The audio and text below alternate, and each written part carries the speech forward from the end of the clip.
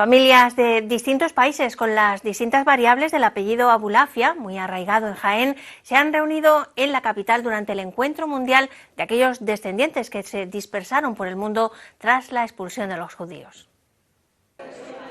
Aboulafia, Abolafia, Abulafia. Son tres formas de decir el mismo apellido que se extendió por el mundo con la expulsión de los judíos de la península ibérica. Ahora, 5 siglos después, alguno de sus descendientes se ha juntado en Jaén.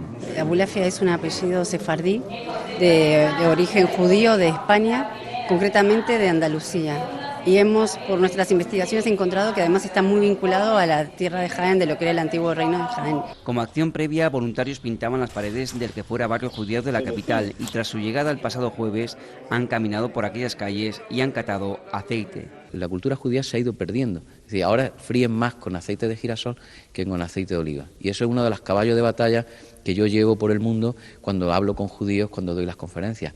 Hay que utilizar una de las 7 especies que regaló Dios al hombre. Entre ellas está la vid, el aceite de oliva, el olivo y el trigo, ¿no? Han celebrado el Shabbat con una cena tradicional y han conocido la simbología ligada a la cocina judía y lo que queda de aquella gastronomía. La dulcería, las hojuelas sefardíes son muy parecidos a los pestiños que se hacen actualmente aquí. Los hornazos de Semana Santa son los ojos de Amán.